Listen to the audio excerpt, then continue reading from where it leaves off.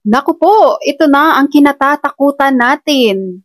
Sa hindi nakapanood ng balita kagabi, alam niyo bang may aligasyon ngayon kay Representative Martin Romualdez?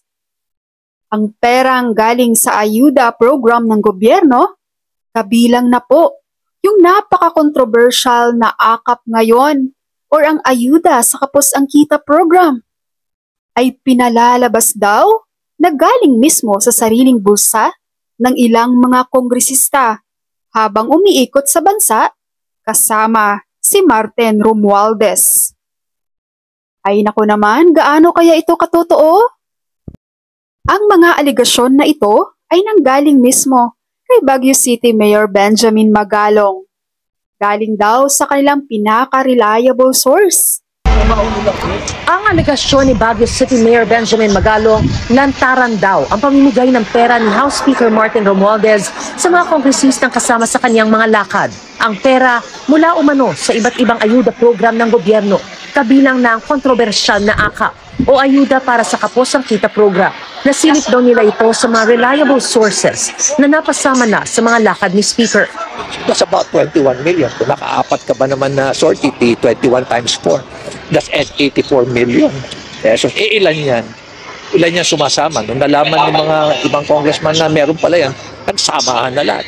Ang perang ito pinalalabas naman daw ng mga nakatanggap na kongresista na galing sa kanilang sariling bulsa kapag kanilang hinamudmud na. How can they disburse this fund na ganun na lang makadali? Palalabasin pa nila na paparamdam nila sa tao na galing sa amin to. At magkakot pa sila, meron ba yan sa iba? Ginagawa ba yan sa iba? Ganun pa yung mga parinig. So nakakalungkot isipin. Sinubukan namin kunin ang pahayag ni Speaker Romualdez pero wala pang binibigay na tugon ng kanyang tanggapan. Pero ayon naman sa DSWD, hindi daw ito possible or imposible itong mangyari dahil ang DSWD mismo ang may hawak ng budget. Ito posible since kami mismo ang nag-disburse ng funds for AICS and AKAP. This is done through our social workers, through all of our workers in the field, sa satellite offices, pati na rin dito sa central office. As for the DOH and the DOLE, I believe ganun din yun. Kasi these funds are through the department, di ba? So the funds are with us and with the respective departments.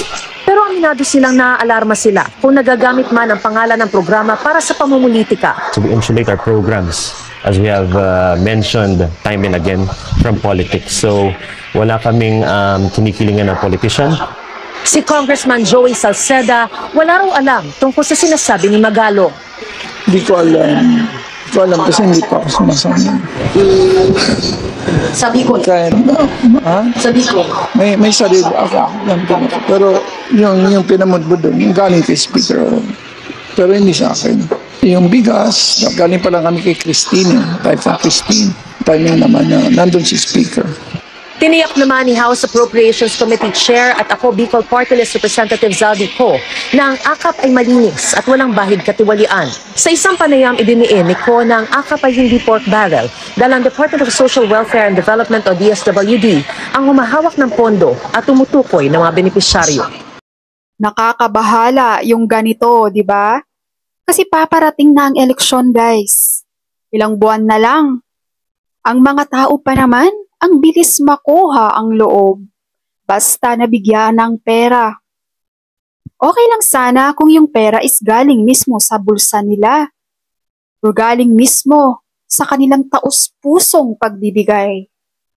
Pero yung gagamitin ng ayuda ng gobyerno at palalabasin na galing yon sa sarili nilang bulsa, naku po, doon pa lang, alam mo na kung anong klaseng leader ang tao na tumatakbo sa eleksyon. Lalo tuloy akong na-disappoint sa government sa pagbigay ng AKAP budget ngayong 2025. Napakalaki ng 26 billion. Mas maganda sana kung nilaan na lang yun sa mga senior citizens sa Pilipinas. Or kaya nilaan na lang sa Universal Social Pension para mas marami naman ang matutuwa. First week pa lang ng 2025, pero mukhang wala na agad patutunguhan ang budget ng AKAP. Sa mga nanonood ngayon, ano ang masasabi nyo kay Martin Romualdez? Matatandaang meron na ding naging aligasyon sa kanya dati si Vice President Sara Duterte tungkol sa mga ayuda ng gobyerno. Budget ng Pilipinas ay hawak lang ng dalawang tao. Hawak lang siya ni Congressman Zaldico at ni Congressman Martin Romualdez. Yan ang katotohanan. Halimbawa ko dito, medyo mahaba ito, kaya pagpasensyahan mo. Ang halimbawa ko dito, sa DepEd muna tayo. Sa Department of Education, noong taong 2023, merong 5 billion na inapprove para sa classroom construction. Nagulat ako kasi merong mga lumapit na miyembro ng House na humihingi. Hinihingi nila yung 5 billion, parte ng 5 billion na budget. Wala kasi akong experience sa ganyan. At saka ang pagkakaintindi ko, pag inapprove na yan ng Office of the President, ibibigay na yan, pagdediretso na yun sa approval at trabaho ng Department of Education sa construction ng mga classroom. Nagulat ako, may humingi. Magkano ba ang amin dyan? Magkano ba ang amin dyan? So sinabi ko, hindi pwede ito. Kasi, ang mangyayari nito, hindi magagawa ng Department of Education ang trabaho namin na mag-construct ng classroom ayon sa classroom backlog at sa prioritization base sa backlog at sa classroom construction. So sinabihan ko yung isang congressman, sabihan ninyo si Martin Romualdez na hindi pwede chap-chapin ang classroom construction na 5 billion.